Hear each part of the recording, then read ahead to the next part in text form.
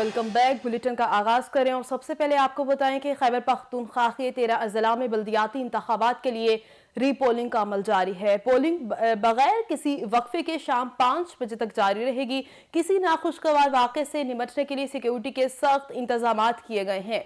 पेशावर समेत चारसदा, नौशहरा, खैबर, मर्दान, कोहाट, करक, बन्नू, लकी मरवत, डेरा इस्माइल खान, बुनीर और बाजोर में मजमूई तौर पर 500 से जायद पोलिंग स्टेशन कायम किए गए हैं। लोकल बॉडी इलेक्शन में 7 लाख से जायद वोटर हक के राय दही इस्तेमाल करेंगे। डेरा इस्माइल खान में मेयर की नशिस्त का इंतखाब मरकज़ निगाह है। उमर अमीन गंजापुर, फैसल करीम कुंडी और कफील निजामी में कड़ा मुकाबला मुतवक्के है। रीपोलिंग मेयर सिटी, तहसील चेयरमैन, नेबरहुड और विलेज काउंसिल की नशिस्तों पर हो रही है। इंतखाबात के पहले मरहले में पोलिंग स्टेशन पर तोड़ फोड़, हंगामा आराई और उम्मीदवारों की वफात के बायस पोलिंग रोक दी गई थी। आगे बढ़े और आपको बताएं कि सिपा सलार जनरल कमर जावेद बाजवा ने कहा है कि दहशतगर्दों और उनके सहूलतकारों, हमदर्दों के दरमियान राबतों को तोड़ना दहशतगर्दी को शिकस्त देने के लिए नागुज़ीर है। पाक फौज के शोबा ताल्लुकात आमा की तरफ से जारी करदा बयान के मुताबिक army chief general Qamar Javed Bajwa ने बलूचिस्तान के जिला पंचकोर का दौरा किया और पंचकोर हमला पसपा करने वाले फौजी जवानों के साथ दिन गुजारा। Core commander lieutenant general Sarfaraz Ali ने इस्तकबाल किया। ISPR के मुताबिक जनरल कमर जावेद बाजवा को उभरते हुए खतरात से निपटने के मैकेनिज्म पर ब्रीफिंग दी गई, जबकि मकामी कमांडर की जानिब से सिक्योरिटी सूरत हाल पर तफसीली ब्रीफिंग दी गई। सिपा सलार ने पंचकोर के कबायली अमायदीन से भी मुलाकात की। मादिरे वतन का दिफा करने वाले शहदा को खैराज तहसीन पेश किया गया और दहशतगर्दी के खिलाफ जंग में अमायदीन के किरदार को सराहा और मकामी अमायदीन को इलाके की खुशहाली तरक्की के लिए फौज के हर मुमकिन ताउन का यकीन दिलाया। आर्मी चीफ ने जवानों से खिताब में बरवक्त और मौसर रद्द अमल की तारीफ की और मादिर वतन के दिफा के लिए फर्ज शनाजी में अजीम कुर्बानी के लिए शहदा को खिराज तहसीन भी पेश किया गया। जनरल कमर जावेद बाजवा ने कहा कि मकामी आबादी की सिक्योरिटी और तहफ़्फ़ुज़ यकीनी बनाएंगे। दहशतगर्दी को शिकस्त देने के लिए दहशतगर्दों और सहूलतकारों का नेटवर्क तोड़ना होगा। बलूचिस्तान में मुल्क दुश्मन अनासिर की साजिशें नाकाम बनाएंगे। जवान अपनी ऑपरेशनल तैयारियां बरकरार रखें। दहशतगर्दों को किसी भी कीमत पर हासिल कामयाबियों को नुकसान पहुंचाने की इजाजत नहीं देंगे। दूसरी जानिब वफाकी वज़ीर इत्तलाआत फवाद चौधरी का कहना है कि अपोजिशन के लिए लोग उनके साथ नहीं हैं। Muslim League Nawaz family limited party बन चुकी है। बिलावल भुट्टो, मौलाना फजलुर रहमान जैसे लोगों से हुकूमत को कोई खतरा नहीं। एक बयान में फवाद चौधरी ने कहा, मुस्लिम लीग नून के कायद नवाज शरीफ के बाहर जाने पर मुखालिफत की थी। उन जैसा बंदा जब बाहर बैठ जाता है तो फिर इंटरनेशनल एस्टैब्लिशमेंट का प्लेयर बन जाता है। साबिक वजीर आजम पिछली दफा भी जब मुल्क आए तो डील करके आए थे।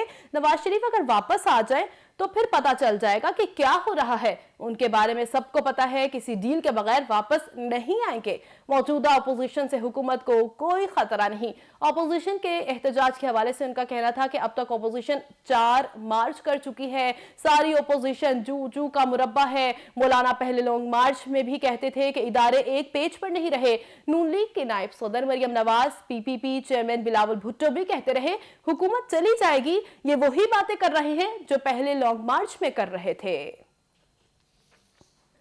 कोरोना की बात की जाए तो मुल्क भर में कोरोना की 5वीं लहर का कहर जारी है। गुज़श्ता रोज कोरोना से 41 अफराद इंतकाल कर गए हैं। NCOC के मुताबिक गुज़श्ता 24 घंटों के दौरान मुल्क भर में कोरोना से 55,304 टेस्ट किए गए हैं, जिसमें से 3,206 अफराद में कोरोना वायरस की तस्दीक हुई है, जबकि वायरस से मजीद 14 अफराद इंतकाल कर गए हैं। गुज़श्ता रोज मुल्क में कोरोना के मुस्बत केसेस की शरह 5.79% रही है। NCOC के मुताबिक मुल्क भर में कोरोना से अमवात की तादाद 29,772 हो चुकी है, जबकि मुतासिरा अफराद की तादाद 14,83,798 तक पहुंच चुकी है।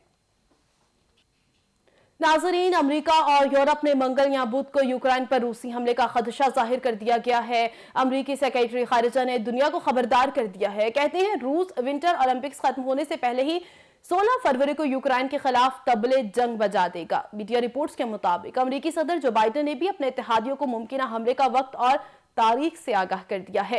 हंगामी सूरत हाल में पहले अमेरिका, बरतानिया, जापान, जनूबी कोरिया, बेल्जियम समेत मुताद्दिद मुमालिक ने अपने शहरियों को फौरन यूक्रेन छोड़ने का हुक्म दिया है। खलीजी मुमालिक, कुवैत और UAE ने भी शहरियों के فوری انخلا کا کہہ دیا ہے۔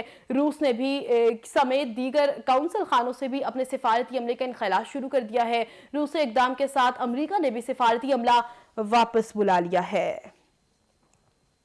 آگے بڑھیں اور آپ کو بتائیں کہ امریکہ کی جانب سے افغانستان کے فنڈز آدھے واپس دیے جانے کے اعلان کے بعد پاکستان نے مطالبہ کرتے ہوئے کہا ہے کہ امریکہ افغانستان کے مکمل اثاثے واپس کرے۔ دفتر خارجہ کے ترجمان عاصم افتخار احمد نے اپنے جاری کردہ ایک بیان میں کہا کہ پاکستان نے امریکہ کی جانب سے افغانستان کے منجمد اثاثہ جات کھولنے کا فیصلہ دیکھا ہے۔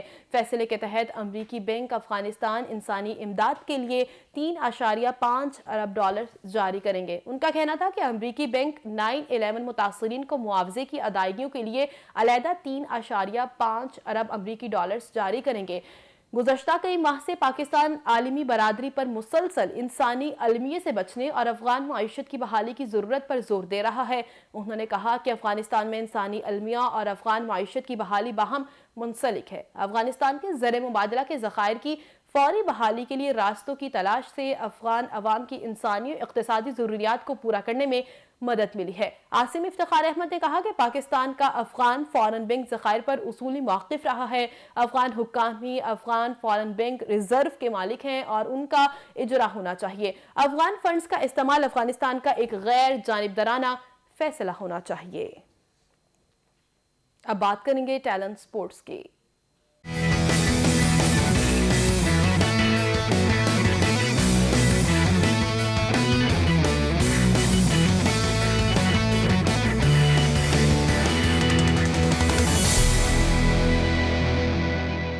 پاکستان سپر لیگ 7 میں آج 2 بڑے مقابلے شیڈیول ہیں۔ پہلا میچ پشاور زلمی اور کراچی کنگز کے درمیان ہوگا، جبکہ دوسرے میچ میں لاہور قلندرز اور کوئٹہ گلیڈیٹرز مد مقابل ہوں گے۔ لاہور میں کرکٹ میلے کی رونقیں عروج پر ہیں۔ قذافی اسٹیڈیم لاہور میں آج 2 میچ کھیلے جائیں گے۔ پہلے میچ میں پشاور زلمی اور کراچی کنگز مد مقابل ہوں گے۔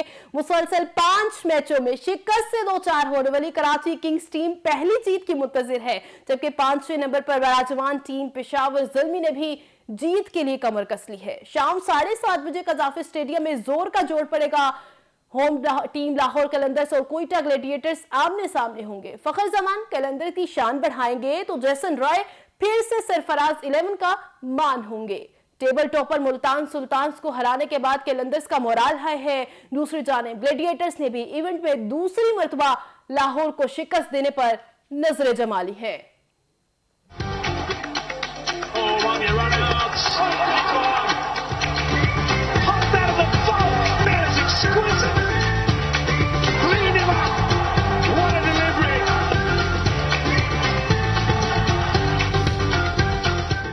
آگے آپ کو بتائیں کہ جدت پسندی اور جمہوریت کی بات کرنے والے فیض احمد فیض کا آج 111واں یوم پیدائش منایا جا رہا ہے۔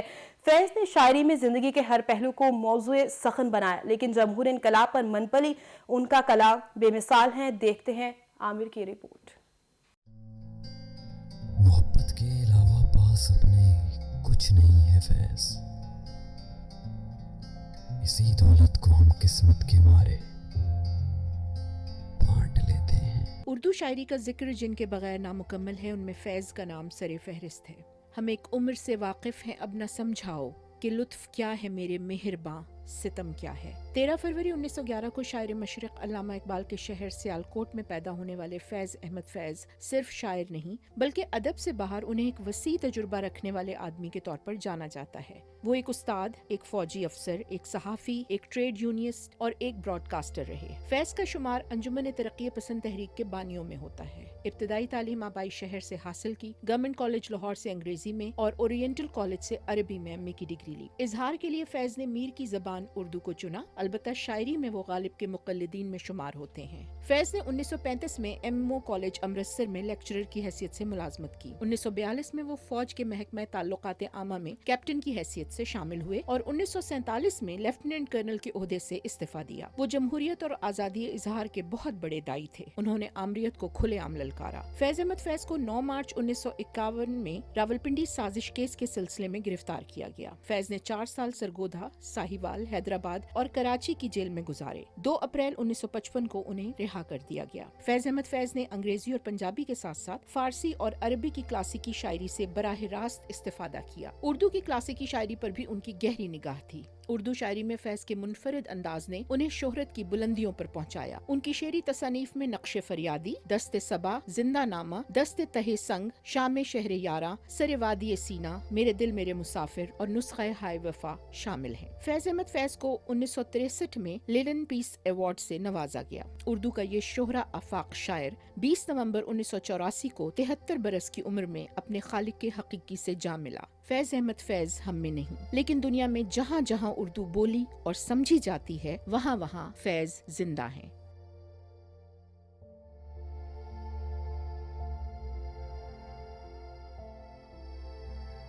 रिपोर्ट आपने मुलाहिजा की। इसी के साथ न्यूज स्टूडियो से फिल वक्त इतना ही। मजीद खबरों और अपडेट्स के लिए देखते रहिए टैलेंट न्यूज।